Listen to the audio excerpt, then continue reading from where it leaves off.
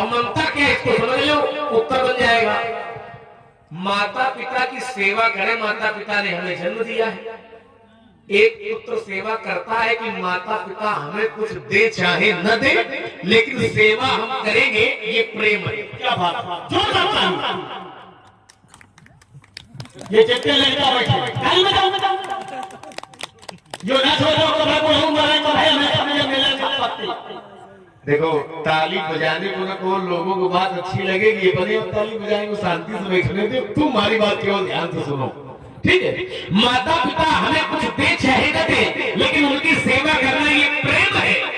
और एक पुत्र इस भाव से सेवा करता है कि कबर मरे कबर संपत्ति मिले, इस भाव से सेवा करता है, ये ममता है, ये आसक्ति है। अच्छा यही नियम माता पिता पर भी लगता है। माता पिता ने पुत्र को जन्म दिया तो माता पिता पुत्र का पालन पोषण करें, ये प्रेम है। और इस भाव को लेकर के यदि पालन पोषण करें कि आज इसका हम पालन पोषण कर रहे हैं तो बुढ़ापे में ये हमारा सहारा बनेगा, यदि इस भाव को लेकर के पालन पोषण किया जा रहा है, ये ममता है।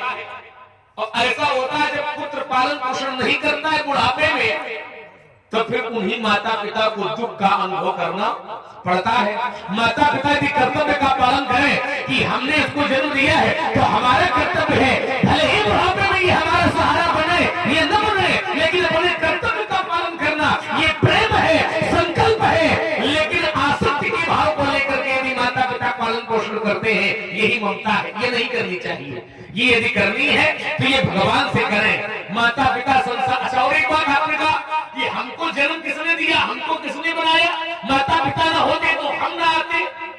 अच्छा ये बात तो ठीक है कि माता पिता ना होते तो हम ना आते, लेकिन माता पिता को किसने बनाया? माता पिता को भी तो बनाने वाला वो परमात्मा है। तो चक्कर चाहे कितना लगाओ, माता पिता तो बदल जाएंगे संसार के। जो आज हमारी माता है ये कोई आवश्यक नहीं है कि अगले जन्म में भी यही हमारी माता बनेगी, या पिछले जन्म में भी हमारी माता तो यही थी। कहने का तात्पर्य यह कि जैसे जैसे हमारे जन्म बदलेंगे, आज मनुष्य कल हो सकता है पशु बन जाए, जैसे जैसे हमारे जन्म बदलेंगे वैसे वैसे संसार के माता पिता बदल जाएंगे। लेकिन चाहे जितने जन्म बदल जाए, वो जगत का माता पिता कभी बदलने वाला नहीं है। इसलिए जगत के माता पिता के चरणों से ममता की जाए तो शास्त्र में प्रमाण मिलता है, जननी जनक बंधु सुत दारा तनु धन भवन सुहृद परिवारा, और सबके ममता ताग बटोरी मम पद मनई बांधिवर डोरी। भगवान कहते मेरे चरणों से ममता करो, चरणों से ममता करने में कल्याण है, इधर उधर ममता करने में कल्याण। इसलिए हमने कहा था कि संसार से ममता न हो। दूसरी बात आपने कहा कि पार्वती जी ने वरदान दे दिया था। हाँ ये बात ठीक है। अच्छा ये कहने को कह सकते कि पार्वती जी ने वरदान दे दिया था, तो ये तुम कैसे जान गए सीता को? और पार्वती जी ने वरदान दे भी दिया था कि मनु जाई राचे मिले सोबर। तो पार्वती जी ने वरदान बाद में दिया है और जनक ने प्रण पहले कर लिया है। सोई पुरारी को दंड कठोरा राज समाज आज जी तोरा त्रिभुवन जे समेत वैदेही विनय विचार बरई हटते ही। तो जनक ने प्रण पहले कर लिया है और वरदान माता पार्वती ने बाद में दिया है। क्षत्रिय मर सकता है लेकिन प्रण से पीछे पैर नहीं हटा सकता है। वरदान यदि पार्वती जी ने पहले दे दिया होता तो आपकी बात सही थी कि राजा जनक प्रण न करते, लेकिन जब जनक ने प्रण पहले किया है और वरदान बाद में मिला है तो राजा जनक अब चाह करके भी अपना प्रण छोड़ नहीं सकते हैं, क्योंकि क्षत्रियों का नियम है प्राण जाए पर वचन, इसलिए प्रण छूटेगा नहीं। और जब प्रण छूटेगा नहीं तो धनुष टूटेगा नहीं, और धनुष टूटेगा नहीं तो सीता का विवाह। इसलिए हमने कहा था कि धनुष यदि नहीं टूटेगा तो कन्या का विवाह नहीं होगा। क्यों फौजी क्या होना चाहता? बात बच्चे की सही की गलत? राजा जनक ने कितने कहा सही? अंकुर सुधर जाओ। राजा जनक ने प्रण किया, क्या किया? सोई पुराण को दंड कठोर ये किया।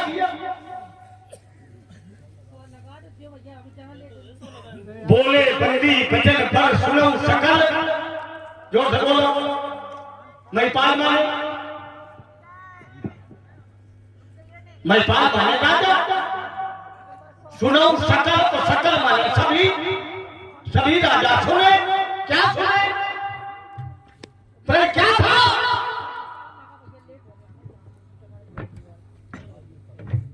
किसी ने आज तक जानने का प्रयास किया कि राजा जनक ने प्रण क्या किया था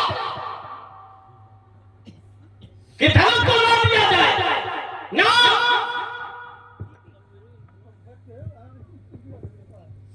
जब राजाओं से धनुष नहीं टूटा,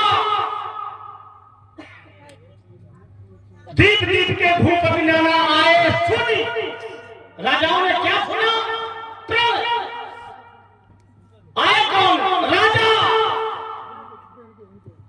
लेकिन महाराज जब उनसे कार्य नहीं बना, तुम ब्याज भी यही करो, ये आदमी में थोड़ा मिर्चा डालो,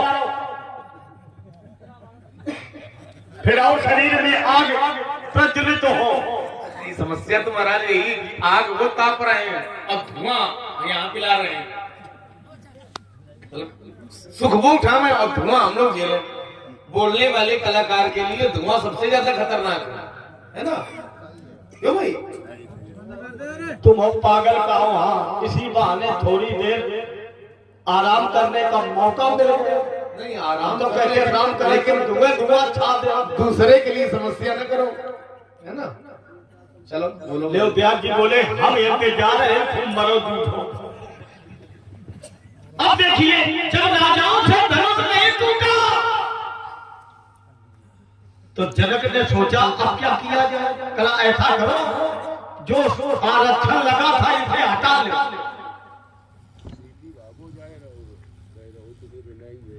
सोई पुराण को दंड, सोई और राज समाज आज सोई। अब इसे जो भी तोड़ दे। बोलो अंतर है कि नहीं? और राजकुमार ने कहा हम रुके हैं, तुम अगर हमें रोकना चाहो तो हम यहीं रुक जाएंगे। इतना भयभीत हो कतई नहीं कि जहाँ चाहे वहां रोक ले, जहाँ जब चाहो तब रोको। अच्छा जनक का प्रण क्या था? ये हमें हाथ उठा के कह रहे हैं भगवान चौधरी की। जब तुम्हें पता नहीं है, देखो जनक का प्रण क्या था ये इनको नहीं पता है, और माता पार्वती ने वरदान दे दिया सीता को ये पता है। समझो बुद्धि देखो इनकी। जनक का प्रण नहीं पता है कि प्रण क्या है, और माता पार्वती ने सीता को वरदान दे दिया है ये पता है। ये सही तुम्हारी बात है क्या गलत है? जब तुम्हें जनक का प्रण नहीं पता है और जनक ने जबकि तुम्हें बताया, समाचार कही जनक सुनाए और यही कारण महीप सब आए। तो महीप के आने का कारण क्या है? दीप दीप के भूपति नाना और आए सुन जो हम प्रण ठाना। प्रण के कारण राजा लोग यहाँ आए हैं, और प्रण यही है कि सोई पुरारी को दंड कठोरा और राज समाज आज जोई तोड़ा। तो त्रिभुवन ने समेत वैदे ही और विनय विचार बरे हट। माने जो धनुष तोड़ेगा उसके साथ सीता का विवाह। इसी पर थोड़ा चिंतन, यही प्रण है। तो फिर सुनो सकल महिपाल, सकल माने सभी, महिपाल माने राजा। और राज समाज आज जोई माने जो। अब चाहे जो तोड़ तो, और प्रण किसे सुनाया गया? अरे भाई प्रण सुनाया राजाओं को। राजाओं ने सुना। तो फिर राजा जनक ने क्यों परिवर्तन क्यों किया? परिवर्तन कहाँ? जोई माने जो भी जोई का मतलब जो भी में कोई महात्मा थोड़ी तोड़ दे। तो क्या आगे वाला शब्द भी तो पढ़ो। राज समाज आज जोई तोड़ा। राज समाज में आज जो तोड़ेगा, तो राज समाज में कौन है? महात्मा है। अब यही राज समाज में कौन होगा? राज समाज में राजा। अरे इधर देखो, देख रहे हैं, बताओ। राजा यहाँ आए कब आए? जब उन्होंने प्रण को सुना कि नहीं? हाँ प्रण को सुना। दीप दीप के भूपति नाना आए सुना क्या? प्रण। और फिर उन्हीं राजाओं के समाज में फिर कहा जा रहा राज समाज आज जो ही। तो इससे ये सिद्ध हो गया कि उन राजाओं के द्वारा ये धनुष नहीं टूटा। अब इस समाज में जो वीर योद्धा अपने को समझ रहा हो धनुष को तोड़ दे, यही तो बात बनी। ये गलत अर्थ कर रहा है। अच्छा तो सही तो कर भाई राजा जनक ने जैसे हम यहाँ आए क्या सुन करके आए? धनुष यज्ञ सुन करके आए। धनुष यज्ञ सुन रघुकुल ना था और हर्ष चले मुनि बर के। इसको और सरल करके बता दें, जैसे यहाँ ये लोग आए तो क्या सुन के आए कि यहाँ पर रामलीला हो रही, ये सुन करके आए। और जब यहाँ आए तो जिस दिन होनी है उस दिन तो व्यवस्था बताई जाएगी कि आज ये होना है। ठीक वैसे ही राजा जनक ने प्रण किया था कि आज धनुष जो तोड़ेगा उसके साथ हम सीता का विवाह करेंगे। तो ये राजा सब सुन करके आए और जब आज तोड़ा जाना है तो आज की कार्यवाही, आज की व्यवस्था में तो ये कहा जाएगा कि आज जो धनुष तोड़ देगा उसके साथ हम अपनी पुत्री सीता का विवाह। तो इसमें समझ में क्या नहीं आ रहा है? हमारी बात इतनी है कि राजाओं ने प्रण को सुना, राजा आ गए। तो फिर जब राजा ने प्रण सुन लिया तो फिर ये कहने की आवश्यकता क्या पड़ी कि राज समाज आज जोई। और पहले कहा गया सुनो सकल, तो सकल माने सभी, व्यापार माने राजा, और जोई माने जो भी। इससे सिद्ध हो गया कि ये कार्य राजाओं से नहीं हुआ। अब इस समाज में जो भी अपने को योद्धा समझ रहा हो वो थलो तोड़ देख कैसे जोड़ रहे हो? जहाँ का ये प्रमाण है सोई पुरानी को, इसके नीचे भी तो पढ़ो। उसके बाद उठा तो कहा सुनी तन सकल भूप अभिलाखे अकूर कपूत मूड मन माखे। सभी राजाओं ने जिस समय प्रण सुना तब है क्या है? भूप सहस दस कई 12 लगे उठावन डरे नटारा। तो राजा यदि पहले उठा चुके हैं, तोड़ चुके हैं, उनसे काम नहीं बना है तो फिर ये धनुष उठाने के लिए क्यों कर रहे हैं? इस पर भी तो चिंतन करो। फिर ये क्यों तम गीता गीता के सिंह धनु धरही उठई न कोटि भाति बल करही, ये फिर